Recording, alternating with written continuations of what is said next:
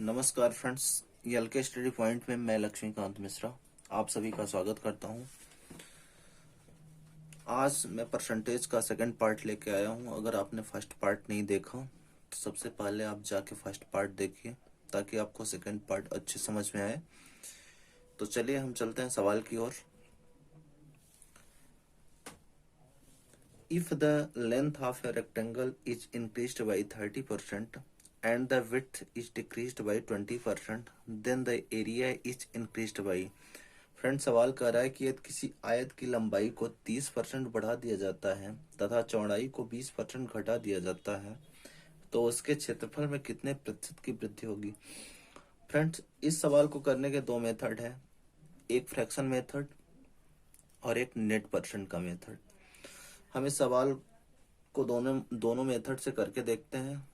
जो मेथड आपको सही लगे आप वो मेथड यूज करें, लेकिन मेरा मानना ये है कि अगर आप फ्रैक्शन मेथड ही यूज करें तो ज़्यादा बेटर होगा। तो चलिए स्टार्ट करते हैं।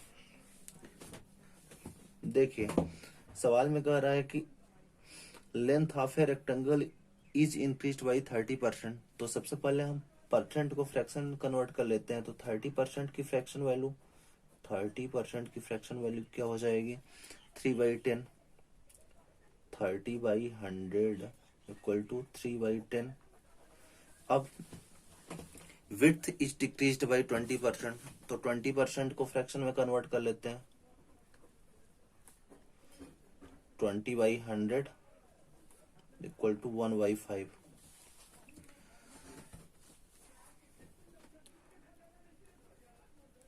फ्रेंड्स देखिए, इसका मतलब हर जो होता है वो ओरिजिनल वैल्यू होती है। मतलब रेक्टेंगल की जो लेंथ थी वो पहले कितने यूनिट थी, 10 यूनिट थी। लेकिन जब 30% बढ़ाया गया तो 10 से बढ़ के कितना हो गई, 13 यूनिट, 10+3। इसी प्रकार पहले उसकी विड्थ कितनी थी, 5 यूनिट। बाद में 20% घटाने पे, 20% मतलब वन वन घटाने पे, 5 में 1 घटाने पे कितना आएगा, 4। तो हम जानते हैं कि अब सवाल में पूछ रहा है कि उसकी जो एरिया है वो कितनी परसेंट इंक्रीज होगी। तो रेक्टेंगल की एरिया हमें पता है कि क्या होती है, length into width equal to area. ये रेक्टेंगल की एरिया होती है। तो चूंकि पहले उसकी लेंथ कितनी थी, 10 यूनिट, और विड्थ उसकी पहले कितनी थी, 5 यूनिट।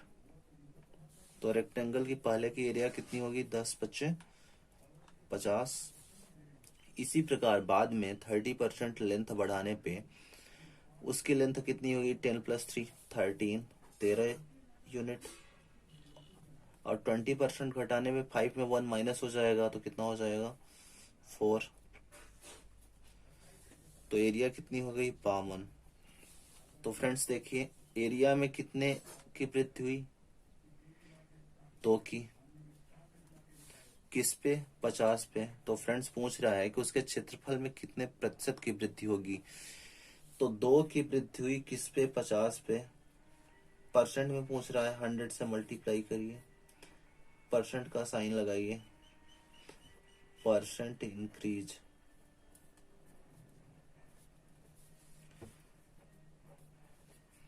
तो आंसर कितना हो गया, 4%।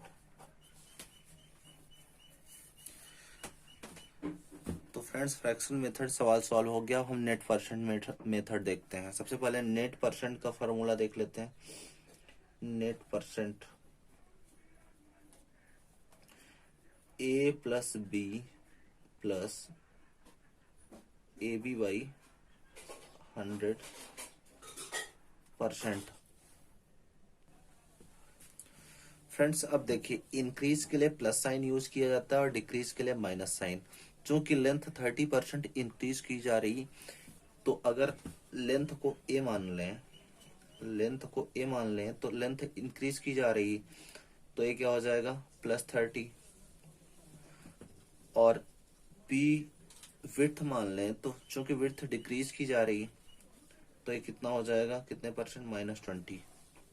तो चूंकि प्लस साइन तो लिखा नहीं जाता, तो कितना हो जाएगा, ए बराबर 30 प्लस बी -20 प्लस ए 30 इंटू -20 अपॉन 100%। तो ये कितना हो जाएगा, 30 में 20 माइनस होगा 10 होगा, 30 में 20 का गुणा कितना हो जाएगा, -600। तो ये कितना हो जाएगा, -600 अपॉन 100।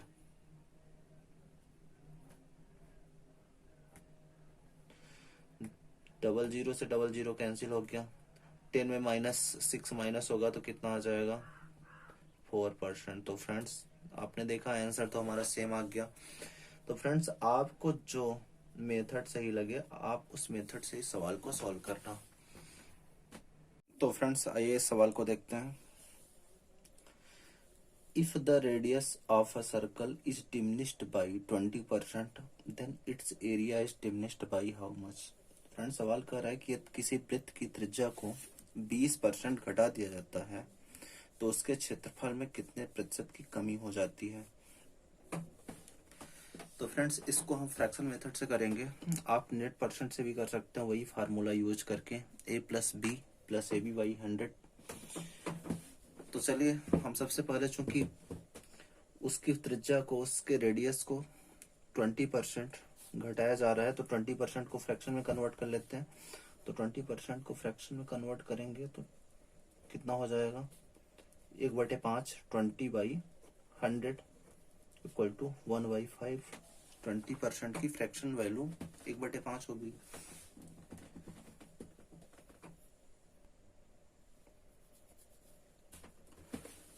तो फ्रेंड्स इसका मतलब पहले सर्कल की रेडियस कितनी थी, 5 थी, क्योंकि बाद में 20% घटाया गया तो 20% कितना हुआ, 1। तो 5 में 1 घटा देने पे कितनी रेडियस हो गई, 4। तो सबसे पहले हम इसकी एरिया, सर्कल की एरिया निकाल लेंगे कि पहले सर्कल की एरिया कितनी थी और बाद में सर्कल की एरिया 20% घटाने पे रेडियस को कितनी हो जाती है। क्योंकि हम जानते हैं कि सर्कल की एरिया क्या होती है, सर्कल की एरिया होती है πr²।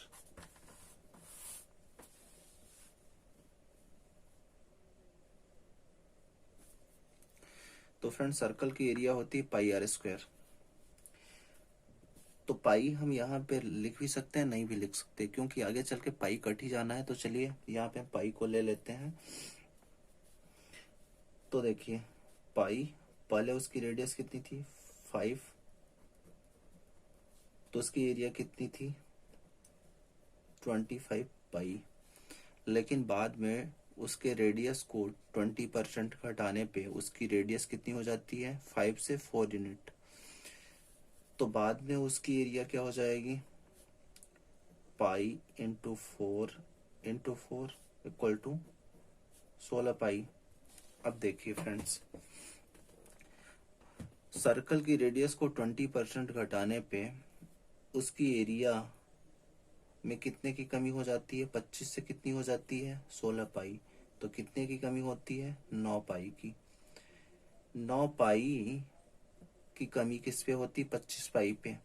तो 9 पाई 25 का कितना परसेंट है, तो ये निकालने के लिए -9 पाई अपॉन 25 पाई इंटू 100। तो पाई से पाई कैंसिल हो गया, 25 4 से, तो 36%। फ्रेंड्स माइनस ये रिप्रेजेंट कर रहा है कि सर्कल की एरिया में कमी हो रही। फ्रेंड्स चलिए इसको नेट परसेंट से भी करके देख लेते हैं। तो जैसा कि आपको पता है कि नेट परसेंट का फार्मूला क्या होता है, नेट परसेंट का formula a plus b plus a b by 100%।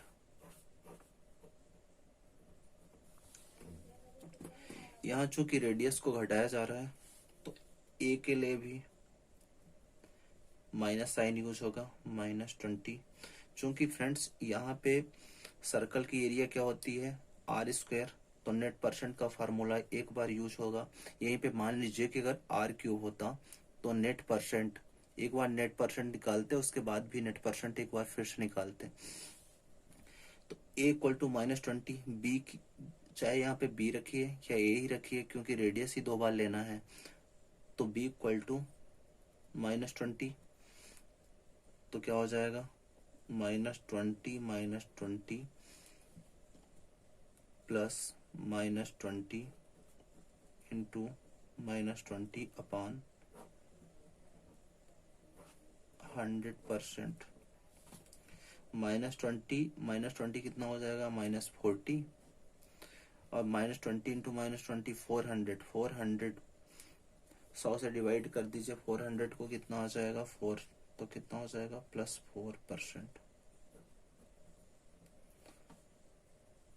तो क्या वैल्यू मिलेगी हमें -36%। तो फ्रेंड्स आपने देखा इसमें भी 36% आ रहा है, इसमें भी 36% आ रहा है, और वही माइनस रिप्रेजेंट कर रहा है कि उसके एरिया में कमी हो रही है। तो आंसर अपना सेम ही आ रहा है। तो फ्रेंड्स आइए एक और सवाल देखते हैं। If the base radius of a right circular cylinder is increased by 40% and its height is reduced by 37 सही 1/2%, then find the percentage change in its volume. सवाल कर रहा है कि यदि किसी बेलन की आधार त्रिज्या को 40% बढ़ा दिया जाए तथा उसकी ऊंचाई को 37 सही 1/2% घटा दिया जाए तो बेलन के आयतन में प्रतिशत बदलाव ज्ञात कीजिए। तो फ्रेंड्स हमें वही करना है, फ्रैक्शन मेथड से ही सॉल्व करना है। तो सबसे पहले इन परसेंटेज को फ्रैक्शन में कन्वर्ट करना है। जैसे 40%, जो कि रेडियस को 40% बढ़ाया जा रहा है, तो 40% को फ्रैक्शन में चेंज कर लेते हैं। 40% का फ्रैक्शन 40/100, तो क्या हो जाएगा 2/5। तो 40% का फ्रैक्शन हो जाएगा 2/5। और उसकी हाइट को 37 सही 1/2% घटाया जा रहा है। तो 37 सही 1/2% का फ्रैक्शन क्या होगा? चूंकि देखिए हम आगे पढ़ चुके हैं कि 12 सही 1/2% की फ्रैक्शन वैल्यू क्या होती है 1/8। तो चूंकि 37 सही 1/2%, 12 सही 1/2% का 3 गुना है, तो इसकी फ्रैक्शन वैल्यू क्या हो जाएगी 3/8%। 3/8 इसकी फ्रैक्शन वैल्यू हो जाएगी 3/8। अगर ठीक है आपको नहीं याद है कि 12 सही 1/2% की फ्रैक्शन वैल्यू 1/8 होती है, तो डायरेक्ट इसको आप फ्रैक्शन में कन्वर्ट कर लीजिए। फ्रैक्शन में कैसे कन्वर्ट करोगे आप? 37 दूना कितना होगा 74, 74, 37 दूना 74 प्लस 1 75/2। तो 75/2% को फ्रैक्शन में कन्वर्ट करो, 100 से डिवाइड कर दो आप, तो कितना हो जाएगा 25 तिया 75, 25 चौका 100, तो 4 दूना 8, 3/8। अब देखिए इस फ्रैक्शन से हमें क्या मिला? हमें ये मिलता है कि पहले सिलेंडर की रेडियस कितनी थी 5 यूनिट, चूंकि 40% बढ़ाया गया तो 40% कितना हुआ 2 यूनिट, तो 5 से कितनी हो गई, बाद में उसकी रेडियस 5 से 7 हो गई, उसकी रेडियस 5 से 7 हो गई। इसी प्रकार पहले उसकी हाइट क्या थी 8 यूनिट थी। बाद में चूंकि 37 सही 1/2% उसकी हाइट घटाने पे उसकी हाइट क्या हो जाएगी, उसकी हाइट हो जाएगी 8 में 3 को माइनस कर दोगे आप 5 यूनिट। तो चूंकि देखिए अब सवाल में क्या पूछ रहा है, बेलन के आयतन में प्रतिशत बदलाव ज्ञात कीजिए। तो बेलन का आयतन वॉल्यूम कितना होता है सिलेंडर का? सिलेंडर का वॉल्यूम होता है पाई r²h। अब यहाँ पे हम पाई नहीं लिखेंगे क्योंकि आगे चल के पाई कट ही जाना है, जैसा कि हमने पिछले सवाल में देखा। तो r, पहले r कितनी थी उसकी 5 यूनिट, तो 5 गुणे 5 गुणे हाइट कितनी थी 8 यूनिट, तो कितना हो जाएगा, 8 पंचे 40 और 4 पंचे 20, 200। तो उसका वॉल्यूम पहले कितना था, 200, लेकिन उसका न्यू वॉल्यूम कितना हो जाएगा, न्यू वॉल्यूम, अब उसकी रेडियस 7 हो गई, तो 7 गुणे 7, और हाइट हाइट 8 से घट के 5 हो गई, 7 गुणे 7 गुणे 5, तो 7 गुणे 7 49 इंटू 5 कितना हो जाएगा, 245। तो अब देखिए, चूंकि आयतन में प्रतिशत बदलाव निकालना है, तो हमें क्या मिलता है कि पहले उसका वॉल्यूम 200 था, बाद में कितना हो गया 245, तो कितने की वृद्धि हुई, 45 की। किस पे हुई, 200 पे। 200 पे 45 की वृद्धि हुई, तो उसके वॉल्यूम में कितना परसेंट चेंज कितना हुआ, परसेंट चेंज 45/200, क्योंकि प्रतिशत में पूछ रहा है तो गुणे 100% का साइन लगा दीजिए, 0 से 0 कैंसिल हो गया, तो कितना आ गया 45/2%। 45/2% को क्या लिख सकते हैं, 22 सही 1/2%। ये क्या हो गया अपना answer.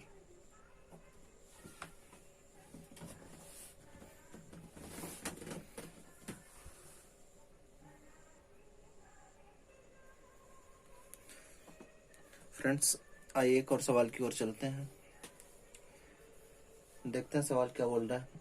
Ankit got 350 marks and Priyanka scored 76% marks in the same test.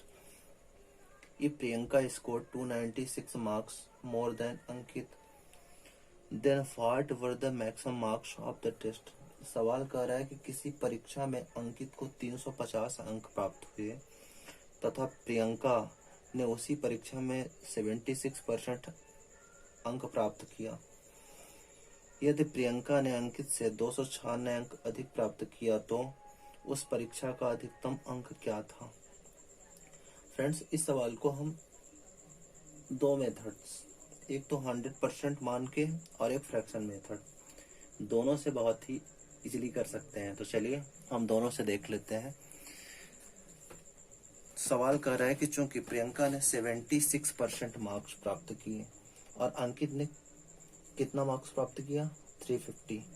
अंकित को 350 अंक प्राप्त हुए जबकि प्रियंका को 76% मार्क्स प्राप्त हुए। और सवाल में आगे भी बोल रहा है कि Priyanka score 296 marks more than Ankit. Priyanka 296 अंक अंकित से ज्यादा प्राप्त किए। इसका मतलब प्रियंका को जो 76% मार्क्स प्राप्त हुए हैं उसमें उसने 350 मार्क्स तो प्राप्त किए ही, साथ ही साथ 296 अंक अंकित से ज्यादा प्राप्त किए। तो कुल मिला के 76% मार्क्स कितना हो जाएगा, क्योंकि उसने 350 अंक तो प्राप्त किए ही प्लस 296 अंक अंकित से और ज्यादा प्राप्त किए, तो दोनों को मिला के कितना परसेंट हुआ, 76% हुआ। अब देखिए 350 में 296 को ऐड कीजिए तो कितना हो जाएगा, 6 9 5 14 और 3 2 5, 646। 76% कितना हुआ, 646 सॉरी 76% 646 हुआ। तो चूंकि अधिकतम अंक पूछ रहा है तो चूंकि मैक्सिमम मार्क्स कितना होगा 100%, हमें कितना निकालना है 100%। तो 100% चूंकि 76 कितना आ रहा है 646, तो 1% कितना आएगा, 1% 646/76। 19 से काटिए, 19 चौ 76, 19 तिया 57, कितना बचा 7 6 और यह 6 76, 19 चौ 76। अब इसको 2 से फिर काटिए, 2 दूना 4, ये कितना हो गया 17।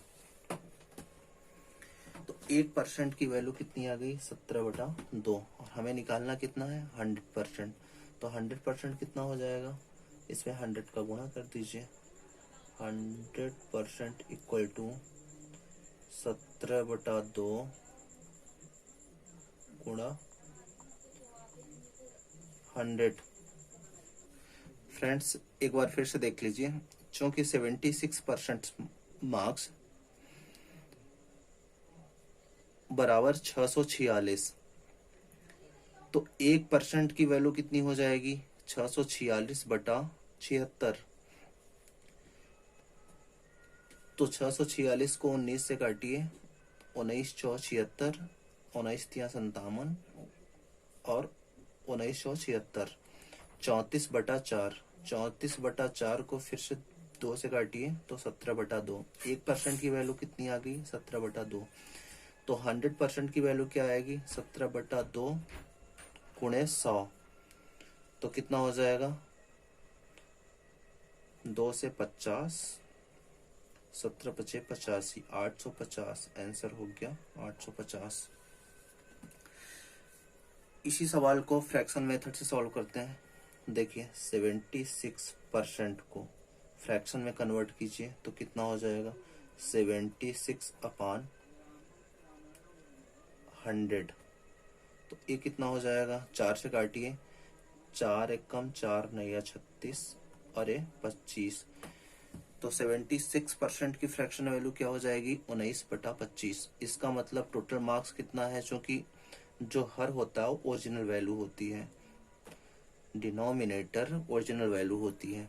तो चूंकि टोटल मार्क्स कितना है? 25 यूनिट, और प्रियंका ने कितना प्राप्त किया? 19 यूनिट। तो चूंकि 19 यूनिट की वैल्यू कितनी है? 19 यूनिट की वैल्यू है 350 प्लस 296, मतलब कितना हो गया? 646। तो 1 यूनिट की वैल्यू क्या हो जाएगी? 1 यूनिट की वैल्यू हो जाएगी 646/19।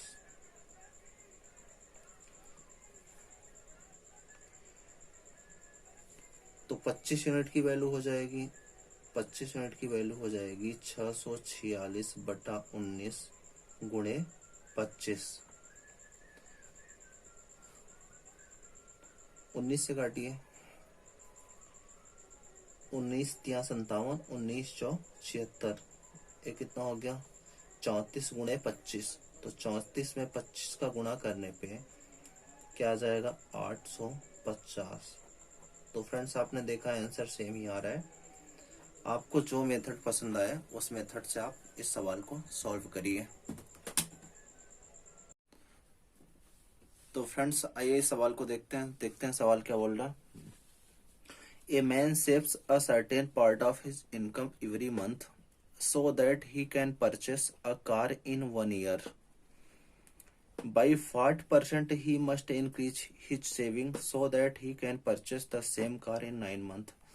फ्रेंड सवाल कर रहा है कि कोई व्यक्ति प्रत्येक माह अपनी आय का एक निश्चित भाग बचाता है ताकि वह 1 साल में कार खरीद सके।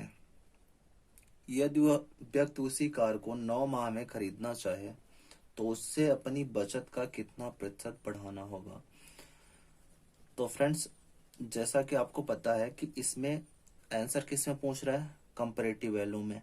आइए मैं आपको एक बार फिर से बता देता हूं कि कंपैरेटिव वैल्यू क्या होती है। अगर आंसर पूछता है परसेंट में, तो जब आंसर परसेंट में पूछा जाता है, जैसे कि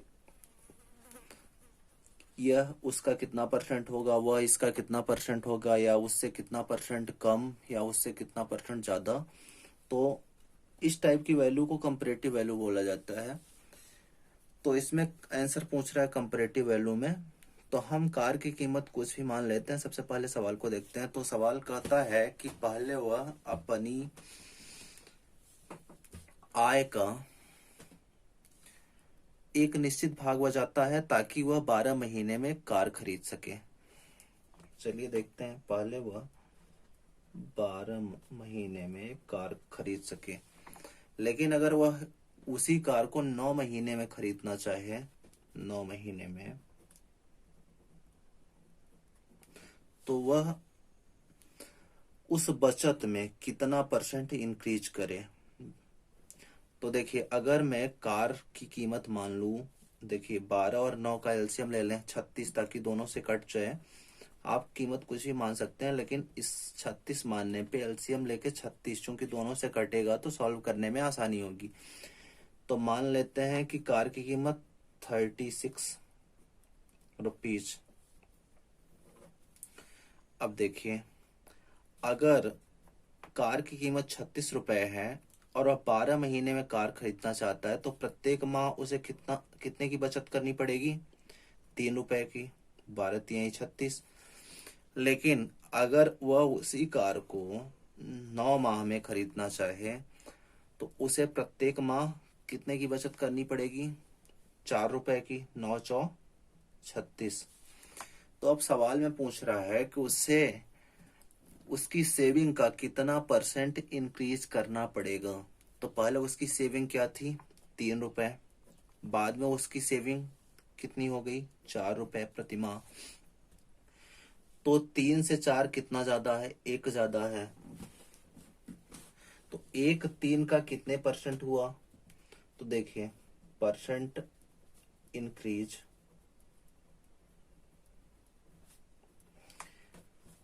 तीन 3 से 4 1 ज्यादा है, तो 1 3 का कितना परसेंट हुआ? परसेंट में कन्वर्ट करने के लिए जैसा आपको पता है 100 से मल्टीप्लाई कर देते हैं और परसेंट का साइन लगा देते हैं। 100/3 को मिक्स फ्रैक्शन में 33 सही 1/3%। यही क्या हो गया? आंसर हो गया। फ्रेंड्स देखिए, सवाल देखने में काफी लंबी दिख रही है, लेकिन सॉल्व कितने आसानी से हो गई।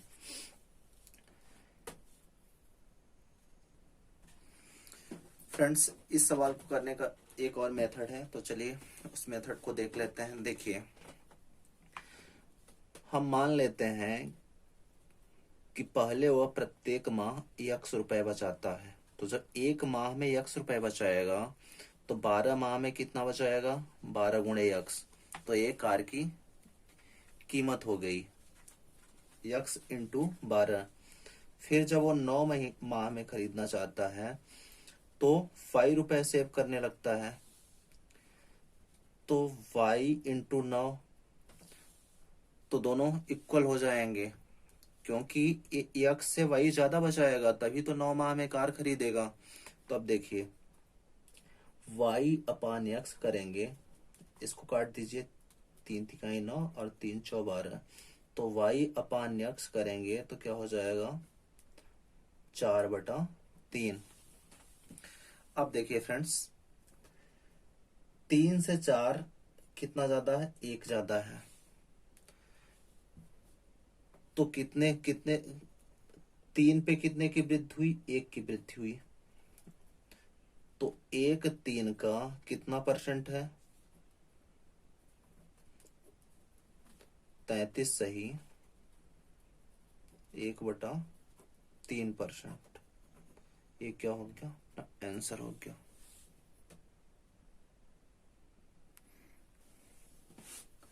फ्रेंड्स, आइए एक और सवाल देखते हैं। In an examination, 49% students failed in English, 36% students failed in mathematics, while 15% failed in both. If total number of first student is 450, then how many students did appear in the examination? सवाल कह रहा है कि किसी परीक्षा में 49% विद्यार्थी अंग्रेजी में फेल हुए, 36% विद्यार्थी गणित में फेल हुए, जबकि 15% दोनों में फेल हुए। यदि पास हुए विद्यार्थियों की कुल संख्या 450 है, तो परीक्षा में कितने विद्यार्थी शामिल हुए? तो फ्रेंड्स, इस सवाल को हम 100% मान के करेंगे। सवाल कह रहा है कि इंग्लिश में 49% विद्यार्थी फेल हुए। देखिए, इंग्लिश में 49% विद्यार्थी फेल हुए। मैथमेटिक्स में कितने परसेंट फेल हुए? 36% फेल हुए। 36% मैथमेटिक्स में फेल हुए। और दोनों में कितने परसेंट फेल हुए? 15% दोनों में फेल हुए।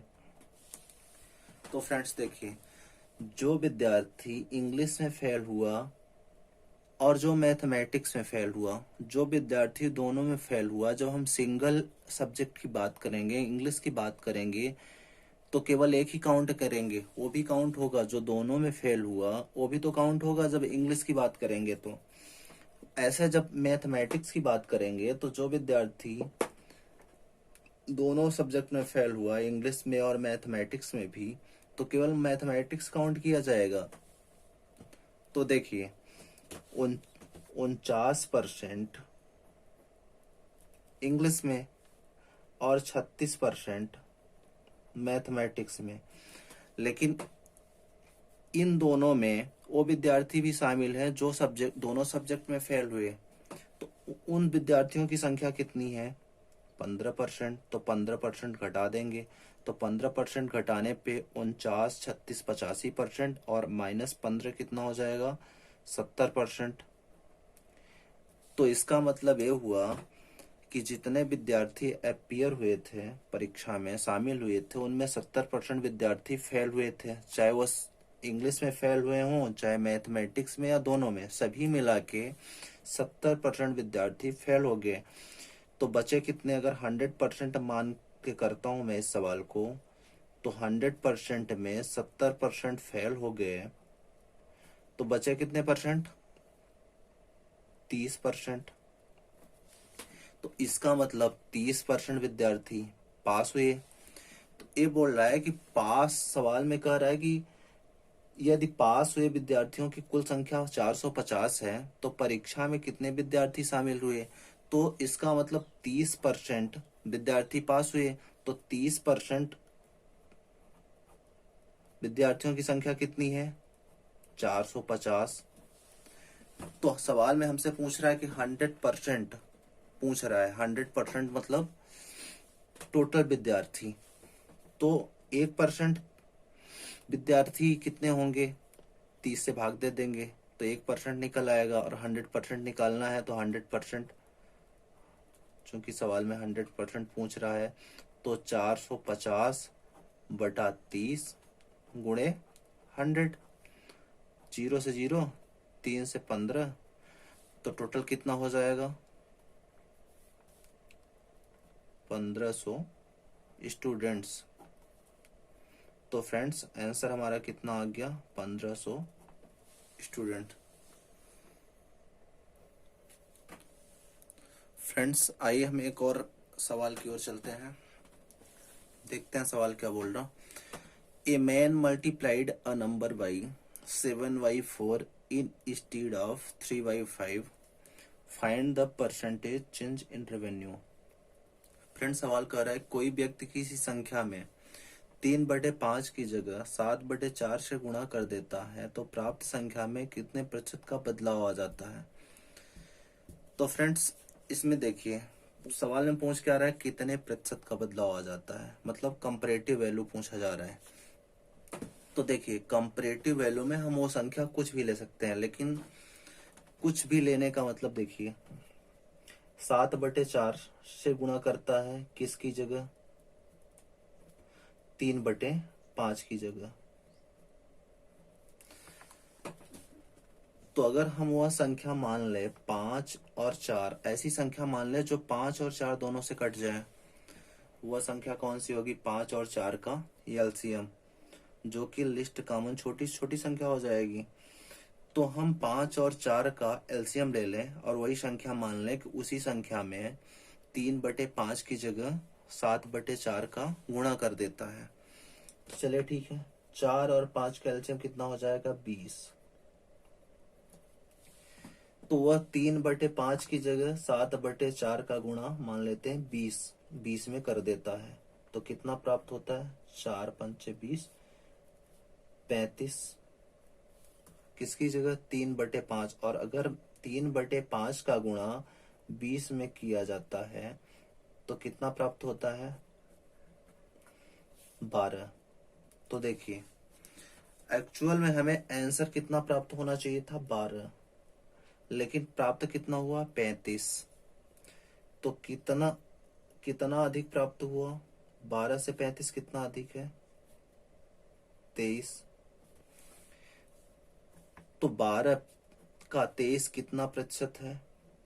23, चूंकि परसेंट चेंज, सवाल में क्या पूछ रहा है? परसेंट चेंज, रेवेन्यू में कितने परसेंट का चेंज आ रहा है, तो इसको परसेंट में कन्वर्ट कीजिए। परसेंट का साइन लगाइए, 4 से कट कीजिए, 4 तिहाई 12, और ये कितना आ जाएगा? 25। 23 गुणे 25/3 तो कितना हो जाएगा? 575। 23 से 25 का गुणा करने पे कितना आ जाएगा? 25 दूना 50, 500 हो जाएगा। 25 या 75, 575/3%। तो 575/3% को क्या लिख सकते हैं? 191 सही 2/3%। क्या हो गया? अपना आंसर हो गया। फ्रेंड्स, आइए एक और सवाल की ओर चलते हैं। यह सवाल बहुत इंपॉर्टेंट सवाल है। इस टाइप के सवाल अक्सर एग्जाम में पूछे जाते हैं, तो चलिए देखते हैं। The price of sugar is increased by 20% if a family wants to keep its expenses on sugar unaltered, then the family will have to reduce the consumption of sugar. सवाल कर रहा है कि शक्कर की कीमत 20% बढ़ जाने पर यदि एक परिवार शक्कर पर होने वाले खर्च को उतना ही रखना चाहता है तो उसे शक्कर की खपत में कितने प्रतिशत की कमी करनी पड़ेगी। तो चलिए सबसे पहले हम देख लेते हैं कि जैसे देखिए प्राइस और कंजप्शन का मल्टीप्लिकेशन क्या होता है? एक्सपेंडिचर होता है, खर्चा। जैसे देखिए, अगर शक्कर की कीमत 10 रुपए है और 6 किलो शक्कर यूज हो रहा है मान लीजिए घर में, तो 10 गुणे 6 कितना हुआ? 60 रुपए। तो यह शक्कर पे होने वाला खर्चा है। तो कीमत और कंजप्शन से क्या निकलता है हमारा? दोनों के गुणा करने से क्या निकलता है? एक्सपेंडिचर, खर्चा। तो फ्रेंड्स चलिए हम मान लेते हैं कि मान लीजिए कि उस परिवार का शक्कर पे होने वाला खर्च कितना था? 60 रुपए। 60 रुपए शक्कर पे होने वाला खर्च था, और शक्कर की जो प्राइस थी 10 रुपए पर केजी थी, 10 रुपीज पर केजी। तो कितने केजी शक्कर यूज होती थी? 60 रुपए में कितने केजी शक्कर आएगी? 6 केजी। लेकिन शक्कर की कीमत 20% बढ़ जाने पे, 20% शक्कर की कीमत, तो 10 का 20% कितना हुआ? 2। 10 रुपए का 20% कितना हो गया? 2 रुपए। 5 दूना 10, तो 10 का 20% 2 रुपए हुआ। तो शक्कर की कीमत 20% बढ़ गई, तो इसका मतलब 10 से कितना हो गया? 12 रुपए पर केजी। जब शक्कर की कीमत 20% बढ़ गई तो उसकी कीमत क्या होगी?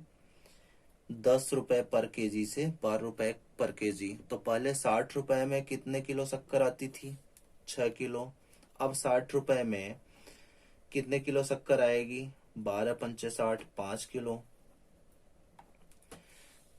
तो ये पूछ रहा है तो उसे शक्कर की खपत में कितने प्रतिशत की कमी करनी पड़ेगी। तो इसका मतलब पहले 6 किलो शक्कर यूज होती थी, अब 5। अगर खर्चा 60 ही रुपए रखना है उस परिवार को, तो अब उसको कितने किलो शक्कर यूज करना पड़ेगा? 5 किलो। तो 5 किलो तो सवाल में पूछ रहा है, तो खपत में कितने प्रतिशत की कमी करनी पड़ेगी। तो फ्रेंड्स 6 किलो से कितने किलो कम यूज करना पड़ेगा? 1 किलो का। तब खर्चा 60 ही रुपए रहेगा, तब उसके खर्चे में कोई बदलाव नहीं आएगा, शक्कर में होने वाले खर्चे में। तो 6 से 5 कितना कम है? एक कम है। एक छह का कितना परसेंट है? 1 किलो। दो तिया छह और एक कितना हो गया? 50। तो 50/3%। तो 50/3% को हम क्या लिख सकते हैं? 16 सही 2/3%। तो फ्रेंड्स उस फैमिली को, उस परिवार को शक्कर की खपत में, शक्कर की कंजप्शन में कितने प्रतिशत की कमी करनी पड़ेगी? 16 सही 2/3% की। अब देखिए, हमें ये नहीं करना है। हम डायरेक्ट सवाल को कैसे करेंगे? देखिए, हम मान लेंगे कि शक्कर में होने वाला खर्च कितना था उस परिवार का? 100 रुपीज। और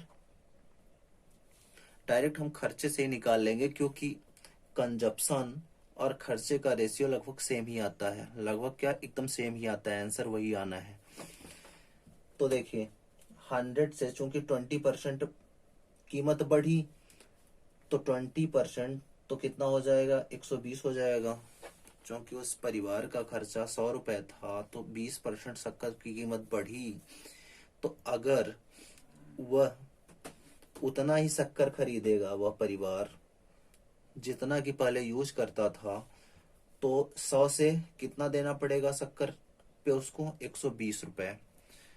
लेकिन सवाल में क्या कह रहा है कि वो, तो फ्रेंड्स सवाल कह रहा है कि अगर वह खपत में कितने प्रतिशत की कमी करे कि उसका शक्कर पे होने वाला खर्च उतना ही रहे, मतलब खर्च ना बढ़े। तो 120 से 100 कितना कम है? 120 से 100 कितना कम है? 20 कम है। मतलब अगर वह शक्कर उतना ही खरीदेगा तो 120 देना पड़ेगा। लेकिन अगर वो 100 रुपए खर्चा उतना ही रखना चाहता है, मतलब 20 रुपए कम, तो 120 का कितना परसेंट है? 20 120 का कितना परसेंट है? 20 छक्का 120, तो 100/6%।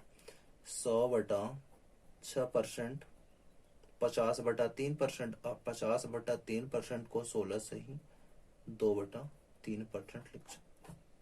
तो फ्रेंड्स आपने देखा कि चाहे हम डायरेक्ट एक्सपेंडिचर से सवाल को सॉल्व कर दें या फिर कंजप्शन पे जाएं, तो कंजप्शन पे जाने का कोई मतलब नहीं है, क्योंकि रेशियो सेम ही आता है। तो हम डायरेक्ट एक्सपेंडिचर से ही सवाल को सॉल्व कर देंगे, हमारा आंसर वही आ जाएगा।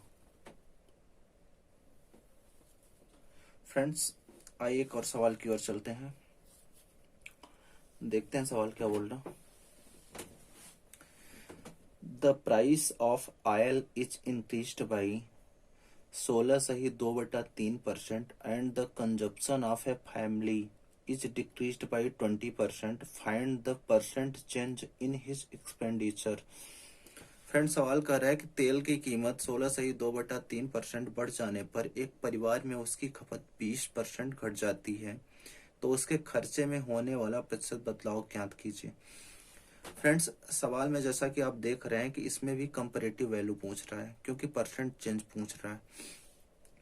तो कंपैरेटिव वैल्यू पूछ रहा है, तो इस सवाल को करने का सबसे आसान मेथड वही फ्रैक्शन मेथड, इस सवाल को फ्रैक्शन मेथड से करेंगे।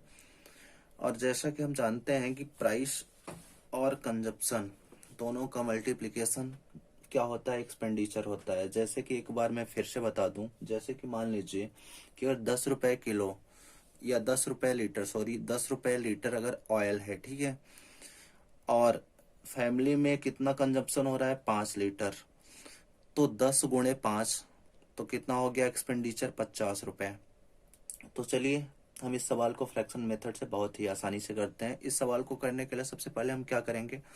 सबसे पहले हम एक्सपेंडिचर, पहले उसका एक्सपेंडिचर कितना था, इसके बाद जब उसकी प्राइस बढ़ती है और कंजप्शन कम होता है तो उसका एक्सपेंडिचर कितना होता है, दोनों निकाल लेते हैं। फिर दोनों का डिफरेंस निकाल के परसेंट चेंज निकाल लेंगे, बहुत ही आसानी से निकालते हैं।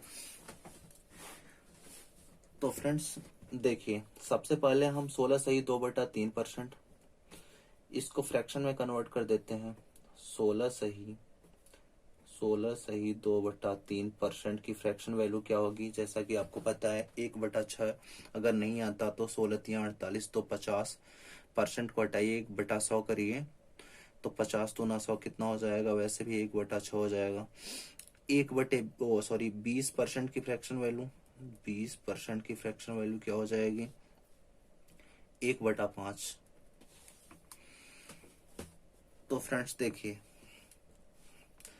अब हम देखते हैं प्राइस और कंजम्पशन दोनों का मल्टीप्लिकेशन क्या होता है? एक्सपेंडिचर होता है। तो देखिए, ए डिनोमिनेटर हर क्या होता है? ओरिजिनल वैल्यू होती है। तो इसका मतलब पहले आयल की कीमत कितनी थी? 6 यूनिट या 6 बोल सकते हैं, 6 यूनिट बोल सकते हैं आप। तो पहले आयल की कीमत कितनी थी? 6। और कंजप्शन कितना था? 5। कंजप्शन कितना था? 5। तो एक्सपेंडिचर 6 × 5 कितना हो जाएगा? 30। और जब 16 सही 2/3% आयल की कीमत बढ़ जाती है, तो मतलब 6 से कितना हो जाता है? 1 बढ़ जाती है कीमत, तो 6 से कितनी हो जाएगी कीमत? 7 हो जाएगी। जब कीमत 6 से 7 हो जाएगी तो प्राइस 7 और कंजप्शन कितना हो जाएगा? क्योंकि 20% कंजप्शन घटता है तो 5 - 1, तो कंजप्शन कितना हो जाएगा? 5 से 4, तो एक्सपेंडिचर 28। अब देखिए, सवाल में पूछ रहा है तो उसके खर्चे में होने वाला प्रतिशत बदलाव ज्ञात कीजिए। पहले खर्चा कितना था? 30, बाद में कितना हो गया? 28। कितने का डिफरेंस आया? 2। कितने पे? 30 पे। तो 2 30 का कितना परसेंट है? क्योंकि परसेंट में पूछ रहा है। Percent change,